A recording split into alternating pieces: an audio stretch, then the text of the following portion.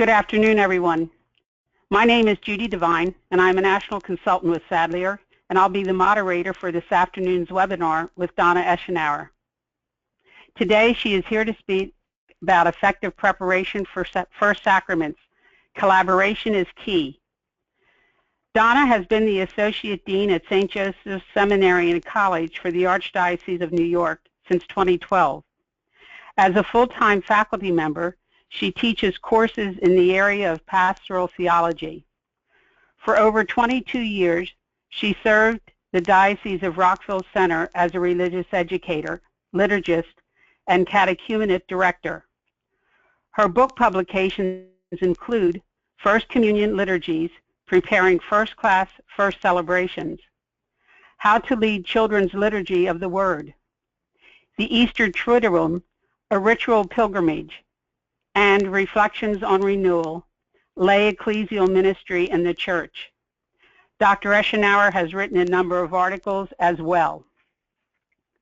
Before we get started, a few housekeeping notes. Everyone is on mute to minimize the background noise. If you have questions, please type them in the question box. We are recording the presentation and will do our best, as long as technology cooperates, to get this up for you to view again and share with your colleagues. Those of you who are with us live today online and that you have each individually registered for the webinar and stay through the webinar will receive a certificate in about 48 hours.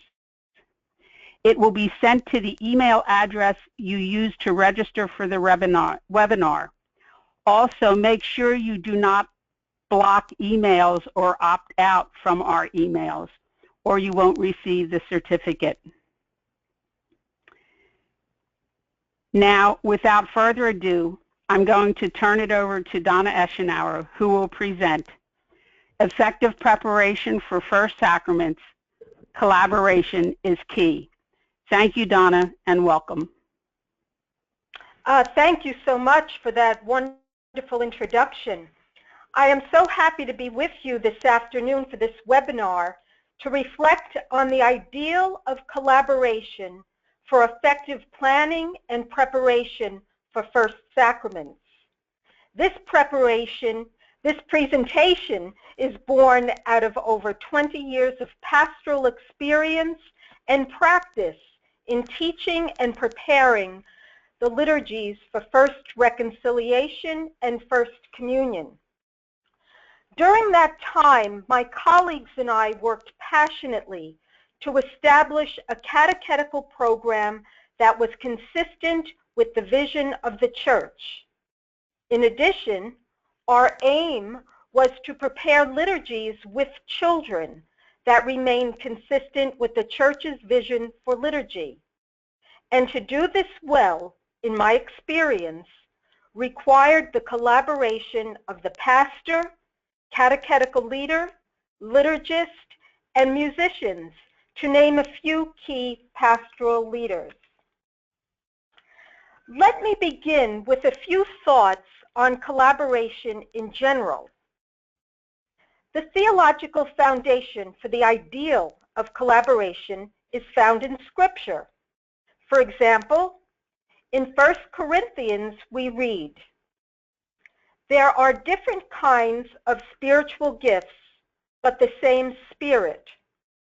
There are different forms of service, but the same Lord. There are different workings, but the same God who produces all of them in everyone. To each individual, the manifestation of the Spirit is given for some benefit." The model for pastoral collaboration in ministry that I am supporting is rooted in this scripture passage.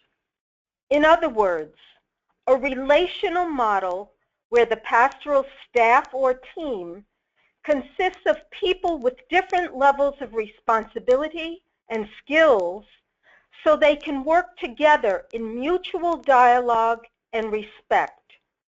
So while each person has the responsibility to facilitate a particular ministry, the pastoral staff would also be expected to work together toward the overall pastoral planning of the parish.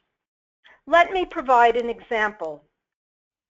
When I was a catechetical leader, to a certain degree, I was involved in every facet of parish life. In my catechetical work, I was very much connected to the objectives of our parish school, our music ministry, our youth ministry, our adult faith formation programs, and our social ministry. A collaborative or relational model can start small. For example, it can begin with the catechetical leader planning and preparing with just the pastor, and gradually open the conversation to others from your staff. If you look at the slide, you can see I have an example of a pastoral staff or team for collaboration. Pastor, catechetical leader, liturgist, liturgy committee, music director, catechist, and school principals, if applicable. You can basically adapt this to your situation. The ideal that I'm getting at here is that the catechetical leader is not planning in isolation, that the catechetical process and the celebration of sacraments reflects a parish vision for catechesis and liturgy. There is so much more that could be said about collaboration and staff development that is beyond the scope of this presentation. However, whatever stage your parish is at, I think you can benefit from what is being presented today. So my premise is that interaction with others is the wisdom of effective planning for first sacraments. I think we would all agree that the celebrations of First Reconciliation and First Communion are occasions of great joy for the child, their family, and for the entire parish as well. And the process of preparation for these sacraments has the potential to be a profound spiritual journey. This presentation recognizes the distinct role of the catechetical leader in relationship to sacramental preparation. However, a more effective preparation for first sacraments calls for a spirit of collaboration. In other words, one person cannot and should not have to do it alone. So I would like to suggest that in collaboration, the pastoral staff can effectively work with factors that aid in effective preparation for sacraments. And you can see them up on the screen. The distinct role of the catechetical leader, and collaboration opens up possibilities for a parish vision for catechesis and sacraments with children, a family perspective, and an ecclesial perspective. One little note about the format that I will take you through for this presentation. After I present a brief background on each of these factors, I will propose a question for reflection. No answer is required. These questions are meant to give you something to reflect on today, the days to come, and possibly even to view this with other staff members. The first key factor to work towards a parish vision for catechesis and liturgy with children. This is one aspect among many for establishing a parish vision. It's working to understand and implement best catechetical and liturgical principles.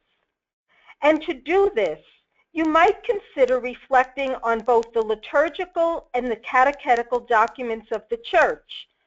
For example, the general instruction of the Roman Missal, Sacrosanctum Concilium, the Constitution on the Sacred Liturgy, and of course the General Directory for Catechesis and the National Directory for Catechesis.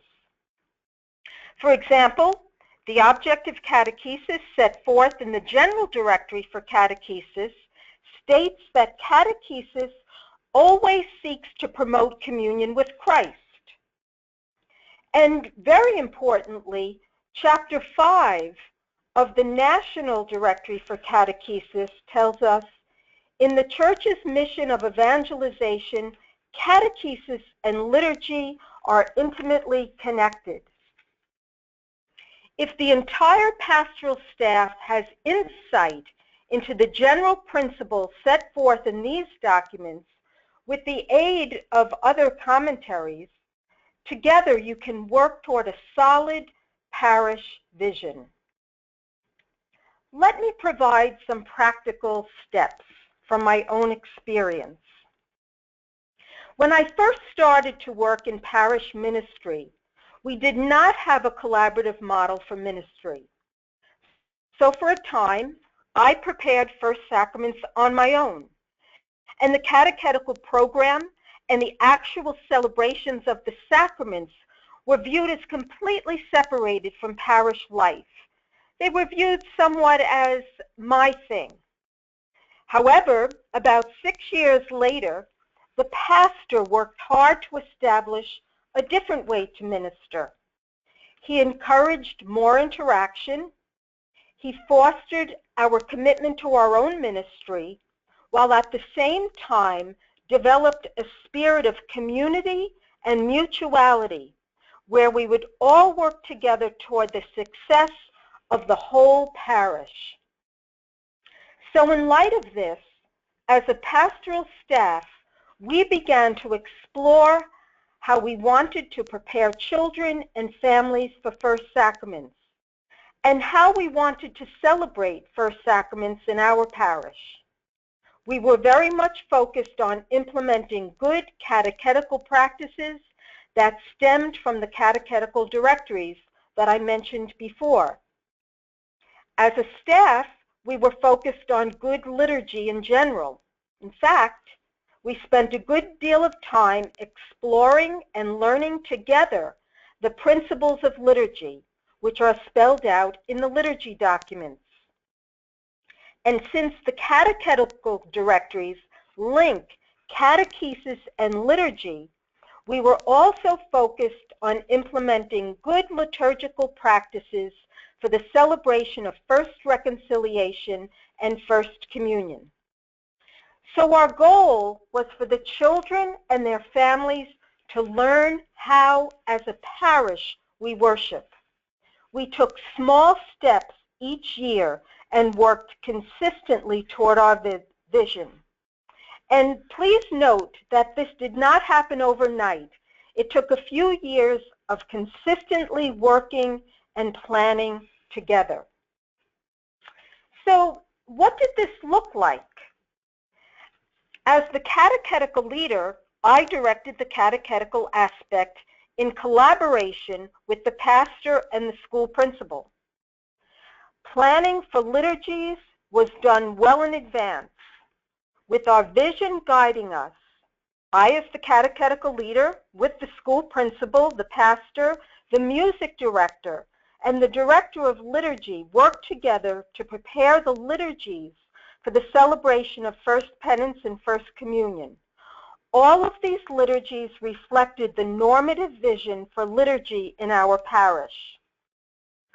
Parent education was strategically prepared. Parent meetings were meant to provide adult faith formation. Facilitators for these meetings included the catechetical leader, the school principal, the pastor, and other parish priests. This was a clear sign to the parents that we did not work in isolation, but we all worked together in mutual respect. I'd like to direct you to the first set of reflection questions that you can see on the slide. Think about your own experience. Do you work with other members of the pastoral staff to establish a parish vision for the celebration of First Sacraments? And what one step can you take to improve or begin collaboration?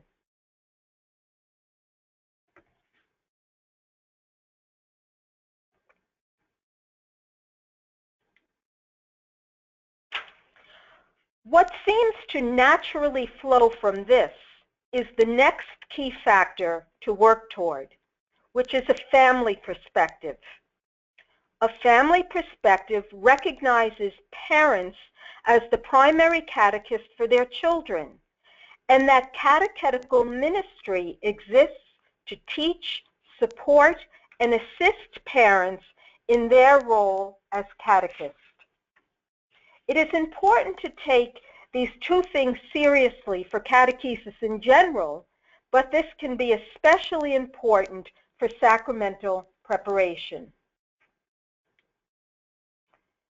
The parish sacrament program can assist parents in their responsibility of forming their children in faith. And to help formulate this vision, when I gathered parents for meetings, I found it very powerful to remind parents of their child's baptism. In one of the most significant parts of the rite of baptism for several children, the celebrant asks the parents specific questions.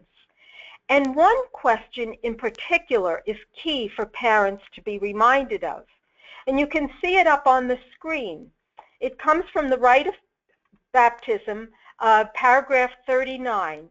And it says, "You have asked to have your child baptized. In doing so, you are accepting the responsibility of training them in the practice of faith.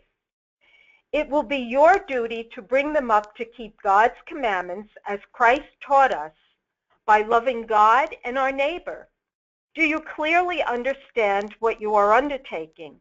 And the parents respond, "We do."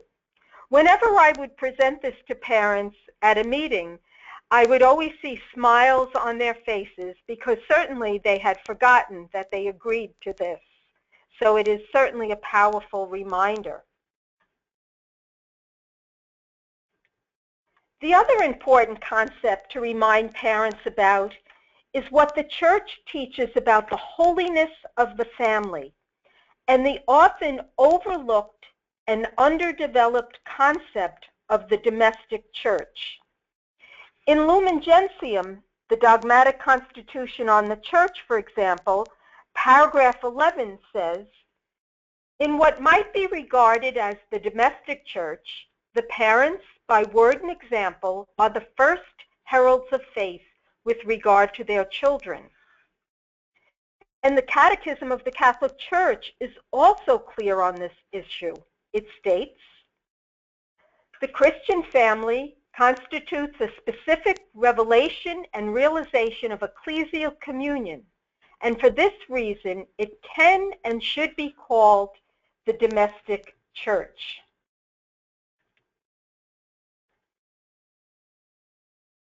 The Catechism of the Catholic Church also says, "The Christian family is a communion of persons, a sign and image of the Father and the Son and the Holy Spirit. In the procreation and education of children, it reflects the Father's work of creation." And also remember that John Paul II, in his document, The Role of the Family in the Modern World, also affirms this. And Pope Francis more recently affirms this importance with the recent Synod on the Family.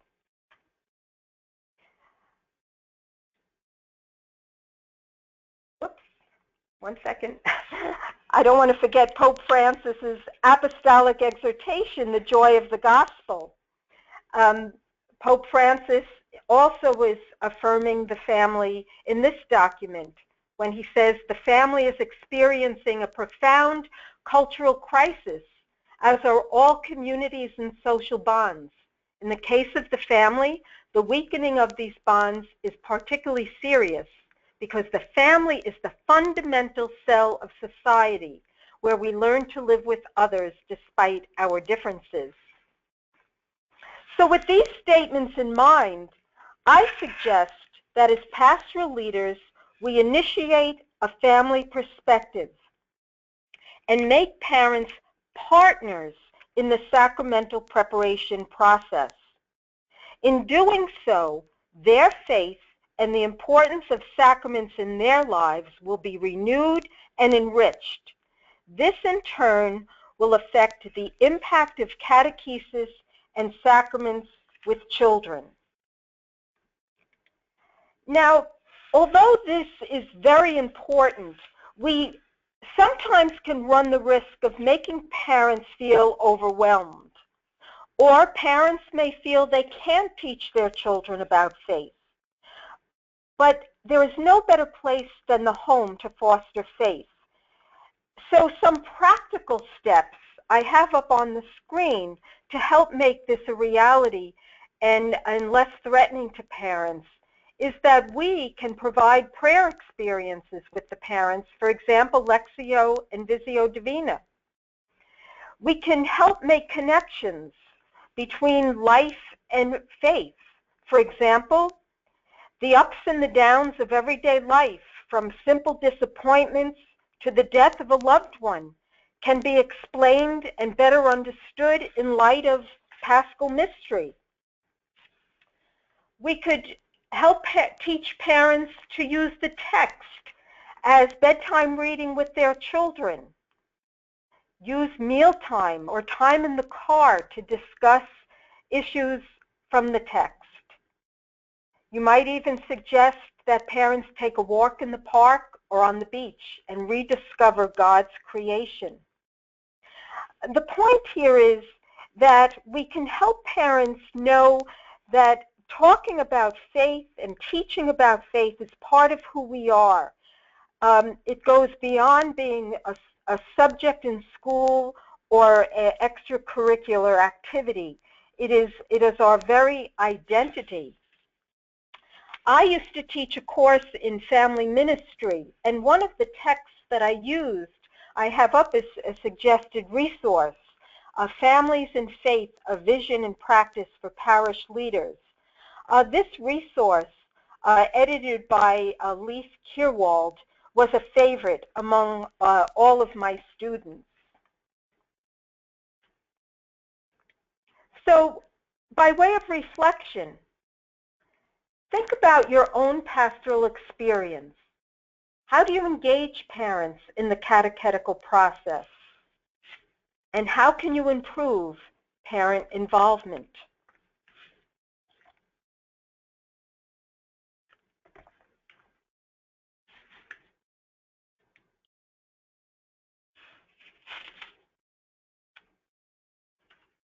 The next key factor that flows from a collaborative spirit is an ecclesial perspective. Here I am suggesting that the celebration of first sacraments are viewed as parish celebrations, or celebrations that involve the parish community. If you see that at the slide, I have 3 points. The community of believers is responsible for the Christian initiation of children baptized as infants. Second, the church walks with the children and families on their journey toward first reconciliation and first communion. And third, sacraments are not private events. They are celebrated in the context of the liturgical life of the church.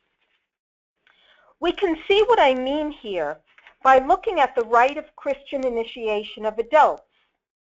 The implementation of the RCIA has helped us see this important connection. For example, the introduction to the RCIA says, "The people of God, as represented by the local church, should understand and show by their concern that the initiation of adults is the responsibility of all the baptized.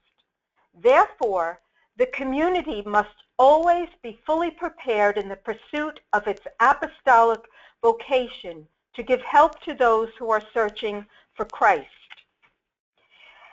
In much the same way, the parish community needs to be reminded that they have a responsibility for the Christian initiation of children baptized as infants who are now coming to reconciliation and Holy Communion for the first time. In other words, the catechesis of children is the responsibility of the parish community. In addition to the parents and those who are called to be catechists, essentially, every member of the parish teaches the children what it means to be a Catholic Christian. They do this by how they pray, how they participate at Mass, for example, or how they faithfully serve others through their participation in various parish ministries, or how they live their lives in their neighborhoods. It's important to note that the catechetical directories that I mentioned earlier insist that the RCIA is a model for all catechesis. Therefore, when exploring a parish vision for catechesis of sacraments and the preparation for the celebration of sacraments, it is indispensable to understand the principles of the RCIA, because in essence, when we prepare baptized children for reconciliation and First Communion, we are initiating them more fully into the Church. Up on the screen, I've noted two places where you see this connection. In the General Directory for Catechesis, paragraph 3, the Rite of Christian Initiation of Adults, published in 1972, has proved especially useful for catechetical renewal. And then the second one from the National Directory on page 10 says the implementation of the Rite of Christian Initiation of Adults in many dioceses and parishes in the United States has emphasized the need for a catechesis based more directly on the baptismal catechumenate. These are just two sightings of this, but you will see when you read through these two directories that this idea of a model for catechesis based on the RCIA is a thread that runs through both directories. So the next question for reflection would be, how do you make the parish community feel that they are a vital part of a child's first reconciliation and first Holy Communion?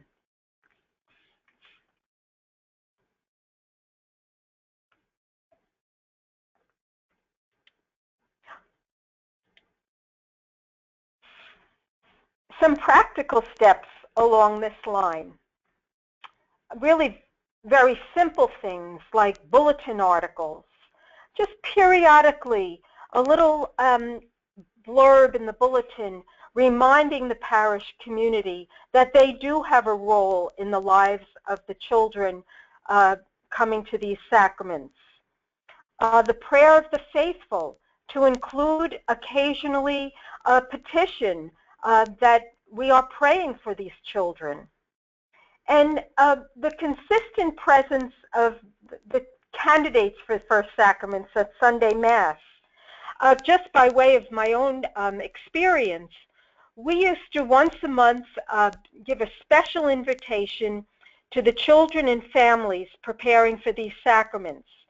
And in the introductory comments at Mass, the celebrant would just acknowledge their presence on that particular day.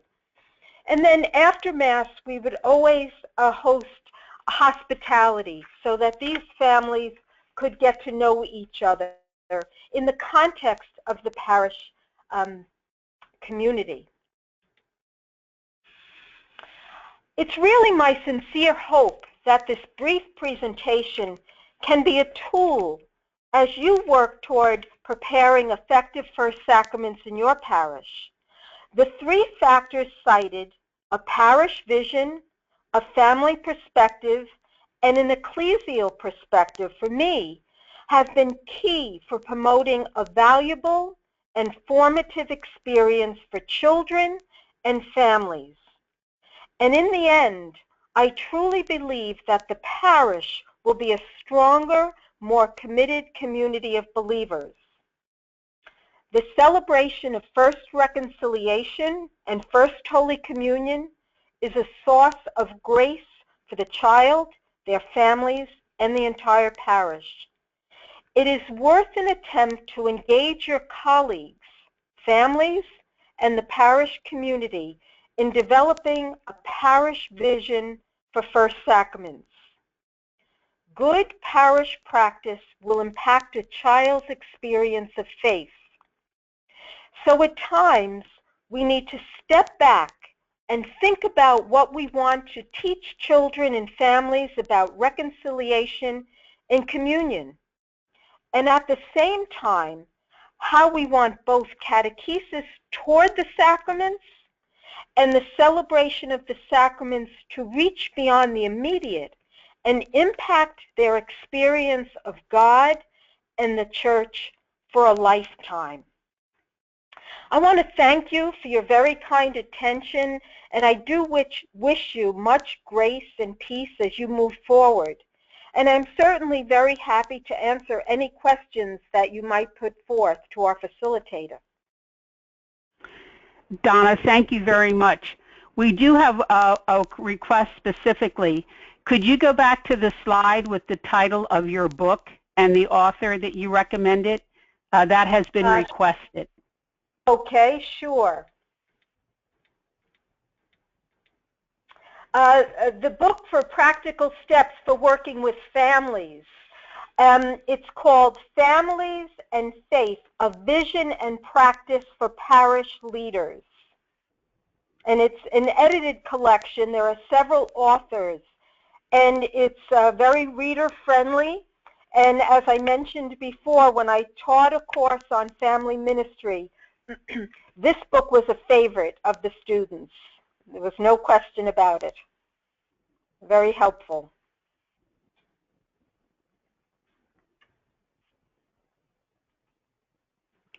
Anybody, let's see here. There's a couple of questions. How can they do this and share this with other people? This webinar, as I mentioned at the very beginning, will be recorded, and you are welcome to use that. So it can be viewed again. That will never be an issue. So it takes about at least 2 days. So by the beginning of next week, the webinar should be posted, and it would be posted at on Sadlier. If you just go to sadlier.com/religion, and then you, when the website comes up, you'll be able to follow the process. You just click on the side that says Sadlier Religion, and once you do that, then just click on Resources. When you see the tab across the top, you'll click on Resources, and then look for Lifelong Learning. In the drop-down menu will be the webinars, and you will be able to have this taken care of. So know that you will be able to view it. Again, I have to reiterate this so there's no confusion. Those of you who stayed through the webinar, and there were quite a few of you who attended, I thank you for that, and as does Donna. Absolutely. You will receive your certificate within 48 hours as long as you have registered and viewed it through the computer. Also, remember, do not block emails from us, because however you registered, that is how you will receive the certificate with that email. I believe, let's see here. Let me just take a look here. Tips for, here's a question for you, Donna. Okay. Tips, whoops, a couple of questions here. Let me just go back up a minute. Sure. First one, tips for countering parent attitudes that suggest catechesis is the role of the parish and not the parent. Oh, yes. You know, we do live in an age where parents depend on other people to do a lot of things. And parent education, I have always found, is one of the most important things we do. And we need to do it in a friendly, welcoming way, that as the catechetical leader, again, we're partners with them, and that it's never the catechetical leader who knows everything, the parent who knows nothing. I always would try to approach parents when I would gather them for the first time, certainly in a welcoming, friendly manner, but to, again, when I mentioned before that we run the risk of overwhelming them, to explain that our faith is something very different than everything else. It's about who we are, and that it needs to be part of family life for it to be effective, that not just something they drop their children off. And, you know, you do get resistance, but what I have found is that parents would begin to trust me, because I really believe it was the manner in which I did things, very non-judgmental, and it was in a way that embraced them. And one particular example is that we help parents to remember that they teach their children everything in life, and if faith is part of that. And to be patient with it, and then parents will be patient with it. And it doesn't happen overnight. It takes time. But in time, I felt that parents were really appreciated their faith in a much stronger way, and we saw that our programs really developed into much better experiences for everyone. Mass attendance increased just as a natural response to it. I know that's a long way of answering the question, but I think we could avoid that resistance by being a true partner rather than dictating, if you understand what I mean there. Okay, I have a couple more questions here, Donna. We have a large Spanish-speaking population. Do you suggest holding bilingual parent meetings or two separate meetings? Oh, that's an excellent question. Well, I would have to say you would have to really see what would work best for your parish. In my particular case, we did not have a large Hispanic population. We had a few parents that I needed to get books in Spanish for, so we didn't have two separate meetings. However, I could see the value of that. If you have somebody who could do that and work with you, I can certainly see the value for the parents, because in my experience with our Hispanic community, that their faith is really so much a part of their culture, and they can really be true partners in this. So you would have to make that decision based on your particular parish, and I would say either way would work. Okay, next question. What are some ideas for getting parents on board with the celebration of the sacraments as a parish rather than a show and tell time for the kids? I'm not surprised by that question. That is a very deep concern, especially in our time, because we do, you know, live in a consumerist, secular culture, and where we are very used to going to things where our children are involved in watching. That is, this is part of parent education on sacraments in general.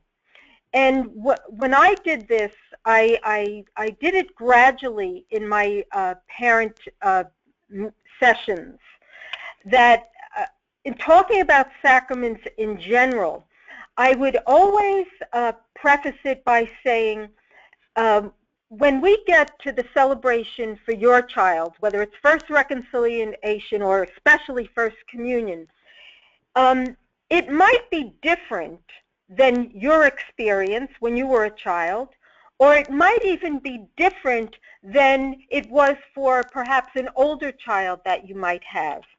And we would do a catechesis for the parents on sacraments.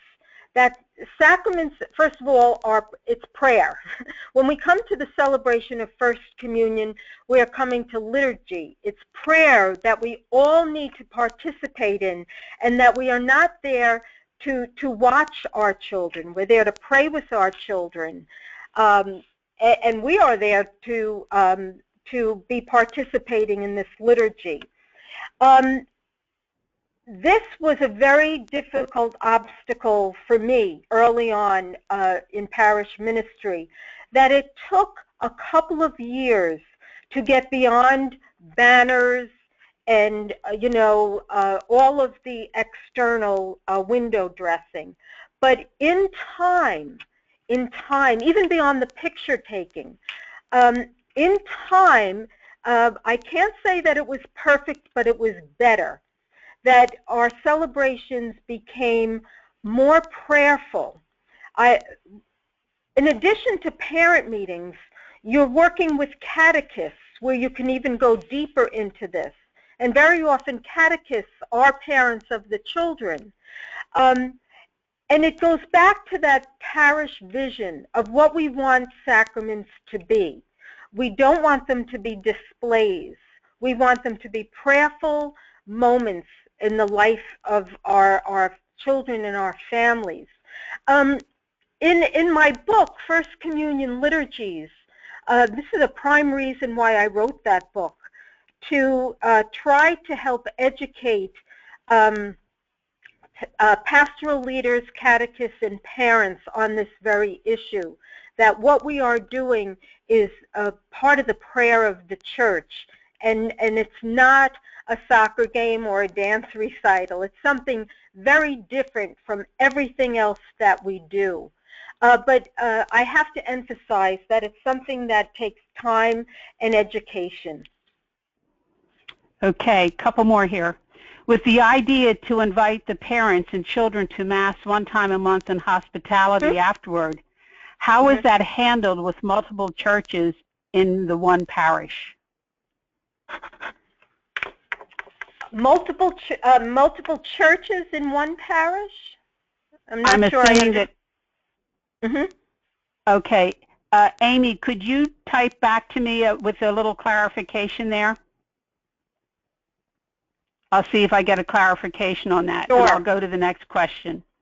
Okay. Is it common for parishes to have celebrations of First Holy Communion during Sunday liturgies, or is it discouraged? That would be something that should be encouraged. And it goes back to the ecclesial perspective that I presented. Pardon me, I may have confused you. I said, or is it discouraged? I think I said encouraged. Excuse me. Oh, well, having First Communions at Sunday Mass should be encouraged, not discouraged. Okay. Thank you. Again, in my book, I make a case for this, and I present different scenarios.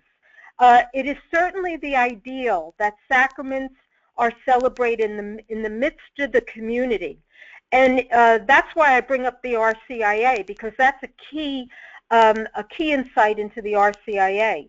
So we carry that over to parish sacraments in general. And First Communion is no exception. So it is certainly the ideal. Now, for example, some parishes are large. I worked in a parish where we had over 300 children a year for First Holy Communion. And what we did was we had Sunday Mass as an option for parents to have their child receive their First Communion at a particular Sunday Mass. And we would bring approximately 10 to 12 children into that Mass. And then, which was very good and very rich for the parish in general. However, when you have that many children, it's not practical to bring that many. However, when you have the celebration of First Communion on another day, for example, a Saturday afternoon or a Saturday morning, the key thing is that celebration resembles the parish Sunday Mass. It should not look different.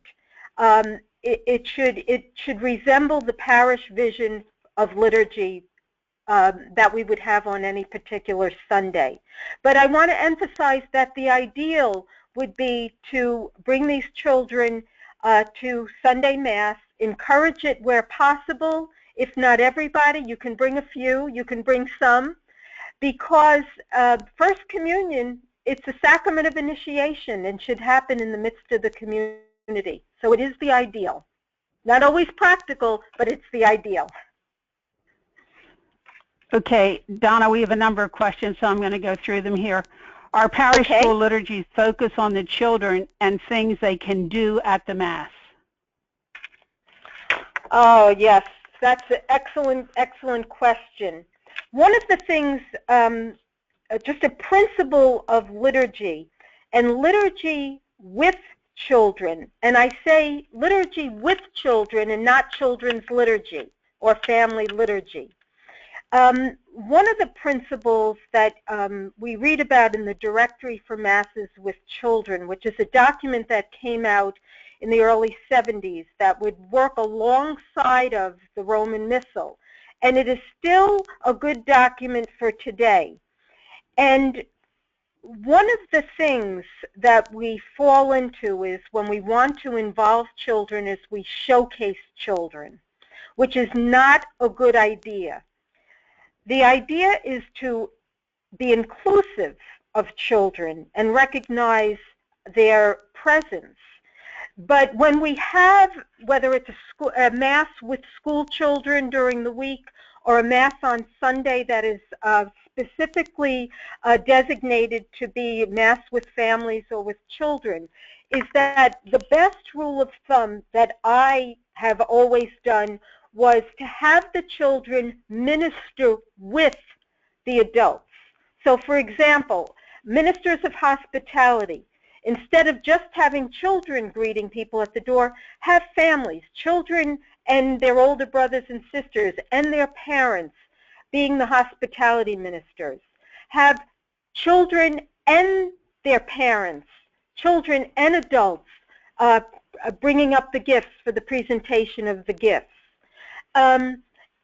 If we are having children proclaim the readings, which I'm not a fan of having little children proclaim the readings, because being a reader or a lector is a commissioned ministry.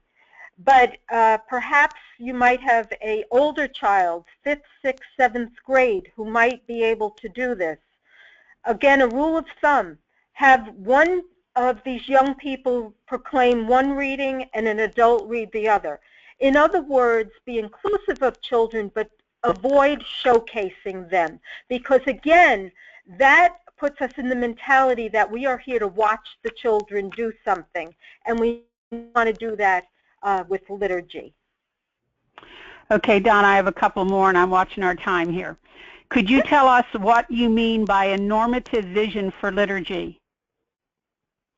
Oh, a normative vision of liturgy. Yes, I did use that phrase.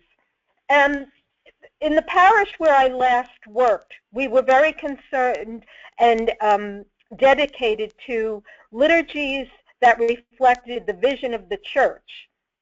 For example, respecting the general instruction of the Roman Missal and the liturgy documents in everything that we did.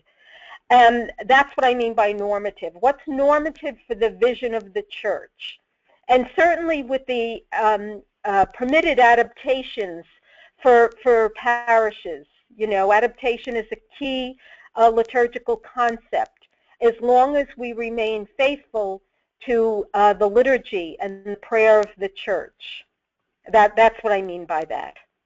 So in the regard to first sacraments, is that our celebration, whether it's first reconciliation or first communion, we remain faithful to the rites of the church. And we don't deviate so drastically. Again, in my experience, what even prompted me to write my book on first communion was that I attended a First Communion in a parish as a guest of somebody, and there were, quite frankly, many abuses to the liturgy that did not belong there, that made it more of a show. And I think on the part of the church, we need to avoid that, and we can have beautiful, meaningful liturgies and avoid making it showcasing children and making it something that is that deviates from the vision of the church for liturgy. Okay. Do you recommend doing parent classes separate from our catechism classes, maybe parent conference or parent day? Well, in my experience, what we would do was the parent education was done separately as a separate component of our catechetical program. And it was mostly for first and second grade parents of first and second graders, or level 1 and level 2. I am a big supporter of parent education. I think that parent education enhances what we do with the children. It doesn't diminish it, because when we are helping parents to perhaps rediscover their faith or affirm their faith and rediscover the meaning of sacraments in their own life, it will only make what we do with their children stronger and better. I don't think it works the other way around, that we work with children and then it affects the parents. I think it's parents first. In fact, I used to say to parents when we would have sessions on sacraments or something else, I would say, if you understand this and this is meaningful for you, we don't have to worry about your children, because you will help make it meaningful for your children. So in my experience, I had parent education separate from the children and the classes for children. Donna, this is a comment from someone at St. Anthony of Padua Parish. Parents were invited to the session where the candidates were toured to see, touch, and smell the confessionals, opened up questions and comments, then a conversation regarding reconciliation. So that was one way that they connected for the families. Okay, next one here. How would you address families that are not regularly attending Mass, yet want their children to receive these sacraments? That is a great question. Yeah, always. And that is something we all know. We all know that Mass attendance is down, and we know that the families that we are dealing with are all not attending Mass. My approach was always, as I said before, non-judgmental, and I would make it clear that our entire program was focused first and foremost on Sunday Mass, that everything else that we did came out of that. And my approach was to assume that everybody sitting in front of me was at Mass on Sunday, although I knew that they weren't, you know. And just quickly, a very powerful thing that happened once. A woman came to be a catechist, and I would always interview people when they volunteered. And she was somebody that I knew by sight because she had older children, and now she had a first grader. And I asked her, I said, why would you like to be a catechist? And she said to me, I came to your parent meetings for years with my older children, and she said, I never went to Mass on Sunday, but you never judged me. She said, I sat in the back of all the meetings and I listened to everything that the presenters said, and she said, and now all these years later I go to Mass every day, and I want to share this with the parish and the children. So you never know how you invite, and by what you say you can influence parents that they want to be there. You know, it's an invitation every week that we have, and parents need to know this is the most important thing we do in our parish, is we gather for Mass on Sunday. And, you know, more in our program, more started to come. Certainly not 100%, but the invitation is always there, and the hope. Donna, I think you sort of covered the answer for this next question in that last question. There are many parents who show their displeasure in having to attend the meetings for reconciliation and communion. The children see this as, for example, they see their parents texting. How do you continue to make the children understand that they're receiving the sacraments is very important? And I think, you know, probably from a child perspective, you constantly have to do that, but certainly your comments about how that influence that parent will eventually carry to the child. Yeah, I once had a little boy that I was actually teaching in a class.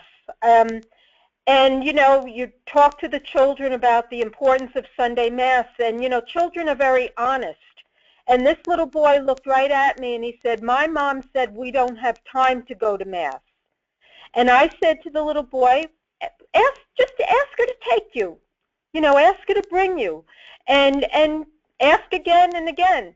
And I told this little boy a story about how my son wanted me to take him to Yankee Stadium. You know, we live in New York, and I don't like sports at all. But my son kept asking me, "Please, I want to go to Yankee Stadium." And I said to my husband, "I think we better take him." You know? Well, I want to tell you that that's what I said to this little boy. And a few weeks later, I saw this family at Mass. And then every week I started to notice the mother and her children were at the Mass. So that little boy went home and asked his mom to bring him to Mass, and she did.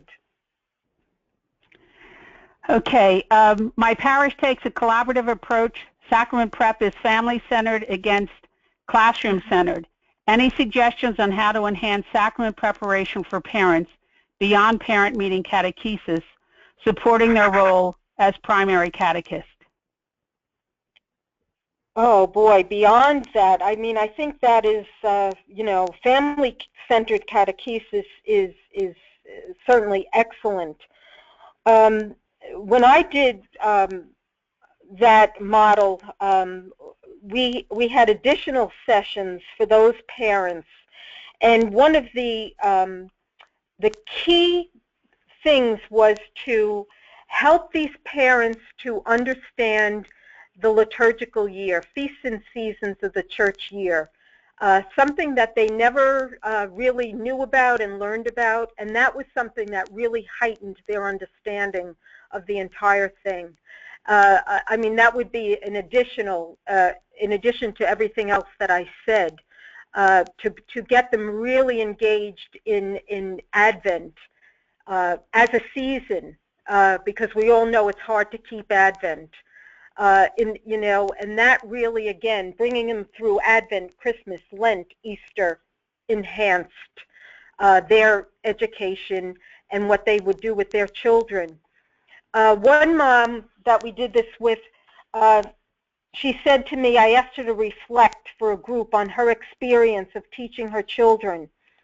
And she said that one of the best things, her little boy came running to her and was as excited to tell her it was ordinary time as he was to tell her he could tie her shoe. You know, so by getting parents excited by these concepts, we can get in children excited. So family model works so well, family-centered. Okay, Donna, I'm going to put these last couple of questions together because I think they sort of do go together. All right? Okay.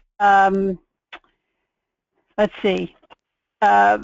We have family catechesis in our parish. We have, but one of the most difficult parts is that these people are not evangelized. I suggest having an evangelization retreat before starting catechesis. Do you think it will help? Oh, you know, evangelization is such an important topic, and it's something that we're talking about a lot in our church. You know, evangelization is a very broad concept. You know, evangelization is not a program. It's a way of life. It's a way of being. And I think that this goes with that whole parish vision and collaborating with every other staff person in every aspect of parish life, that everybody understands evangelization as living the good news, the gospel, that we become evangelizing parishes. And it's a gradual process of helping everybody to understand that and make it a parish vision. And that would certainly make our parishes stronger, which would then make our sacramental program stronger. So it's making people aware of evangelization and that it is this broader way of being. It's part of our identity. Definitely. Okay, here's a clarification from Amy on the one question. We have a sacrament preparation group that is made up of children who do not all celebrate Mass at the same church and the same time. We are clustered as one parish with 2 churches a mile apart, and so the candidates attend different Masses at these different churches. Would the invitation be to a Mass that the families might not normally attend, coming together as one group? Or would the invitation be for as many Masses as the families are normally attending? Great. That's an excellent question, especially in many parts of the country, and New York has just gone through this where there's clusters. I think, you know, the identity of their particular church is really important, that I wouldn't necessarily pull people from that you could do this in the several churches, where it's a very simple thing, where the children and families are invited a particular Sunday to a particular Mass. And the purpose of it is to make the assembly aware that in our parish we have children who are preparing to celebrate these first sacraments. So absolutely it could be done in many churches as needed. Okay, absolutely. And then is the 2-year sacramental preparation a requirement for all archdioceses in the United States? Well, in 2 dioceses where I worked, it is. But, you know, that could differ, you know, across the country. And, you know, with all of this, you always have to check into what your diocesan guidelines are. You know, but in my experience, it's always been that, you know, you're working with children and families for at least 2 years. You know, okay, but that I think we have, that could be. Donna, thank you so much for answering all of the questions, and to all of the participants, thank you for being so active in the questions. It always makes for a wonderful sharing. And one of the final notes here is thank you for sharing, and I have noted points that can enhance the parent meetings. So once again, I thank you all. This has been recorded, and it will be posted. God bless you and have a good weekend. Donna, thank you again for your time. You're very welcome. God bless everyone.